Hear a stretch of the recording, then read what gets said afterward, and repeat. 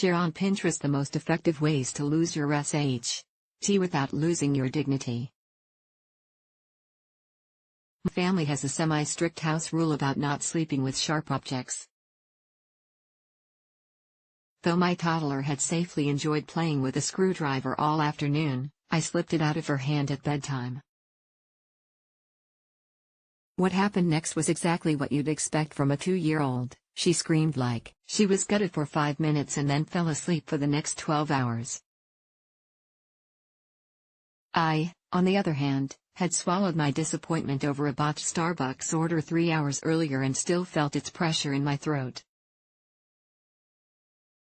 I wondered, if I just lost my shit for 5 good minutes, would I feel less stressed overall? Would I slip into a peaceful sleep and wake up a new person? As an anxious person, I am forever collecting techniques for calming my nerves, soothing, grasping at chill like it's dollar bills in a wind machine. All this effort to stay level and contained? Of course the pressure builds. What if I could let the rage and frustration pour out instead? I started to research catharsis, the purging of emotions, noting what activities could tap the valve on my emotional pressure cooker. Aristotle used the term catharsis for the emotional release we feel watching theater. 20th century psychoanalysts thought calling and expressing emotions from past trauma would have a cleansing or cathartic effect on patients. Today, we vent, brain dump, walk it off, and cry it out to wring negative emotions out of our minds and bodies. A cathartic act should be something big and impactful, not timid or contained. But there's the matter of not harming yourself or others, and not getting arrested. In problem-solving therapy and the clinical practice, Mehmet Eskin wrote, in order for catharsis to take place during therapy, the therapist should create a secure environment for the client. The critical point is liberating oneself from the psychological inhibitions.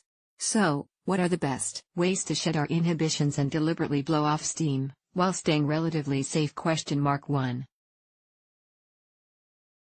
Move your body. Take a walk, go for a run, do jumping jacks.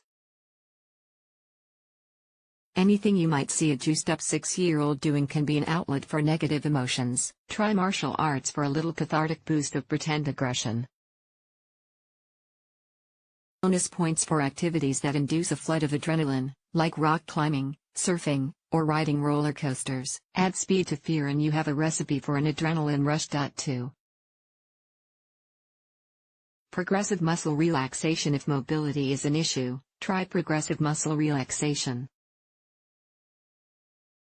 I know it has relaxation in the name, but half of it involves tensing each muscle group in your body. Physical energy and mental energy are so enmeshed. Using your body to burn energy has the bonus side effect of releasing emotional tension. 3.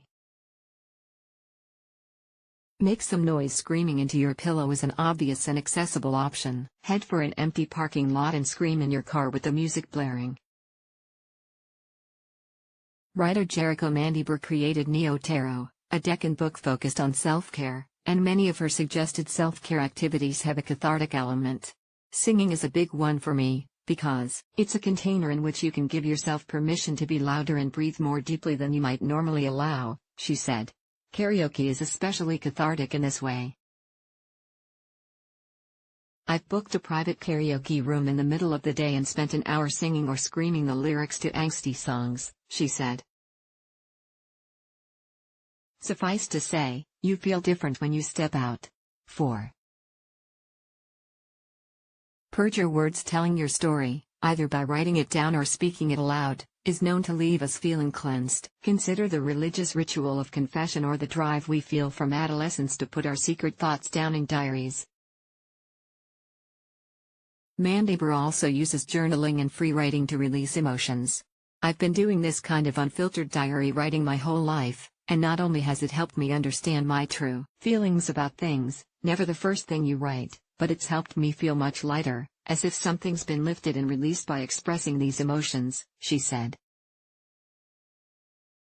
You can burn the pages after for an added bit of magic and drama, she adds. It sends a great signal to your brain that those emotions or thoughts are now free. 5. Act out on inanimate objects. Like Mandy Burr said, there can be added release in burning the written expression of your emotions. Or maybe you know someone doing home renovations who would let you in on the demolition. While destruction can provide an outlet for emotions, you can get some of the same release through creation. Imagine throwing or smearing paint on a canvas or digging into clay with all your strength.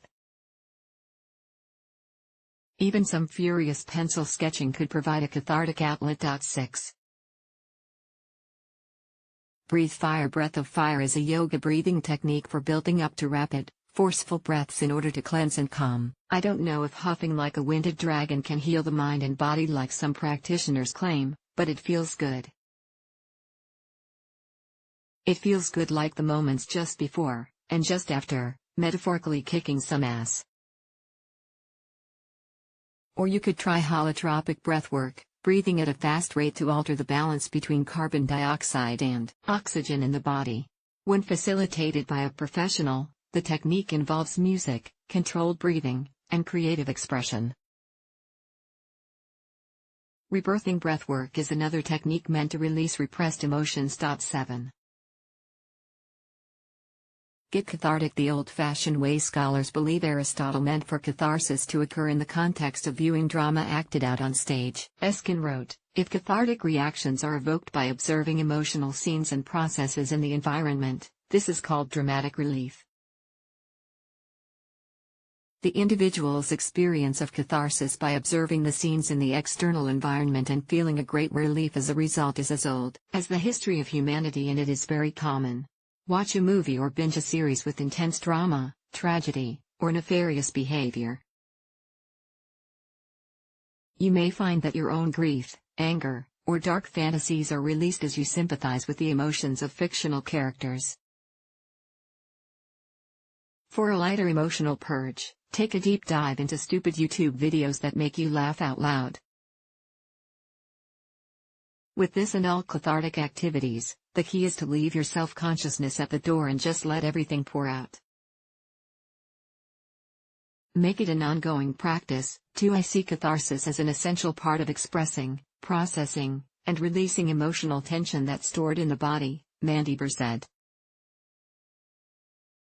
Emotional states like shame or guilt are often born or strengthened by our negative thought patterns, so I encourage people to take a cathartic approach toward processing their thoughts. 2.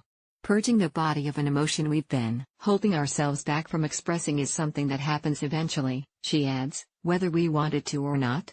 Anna Lee Bayer writes about mental health, parenting, and books for Huffington Post, Romper, Lifehacker, Glamour, and others. Visit her on Facebook and Twitter.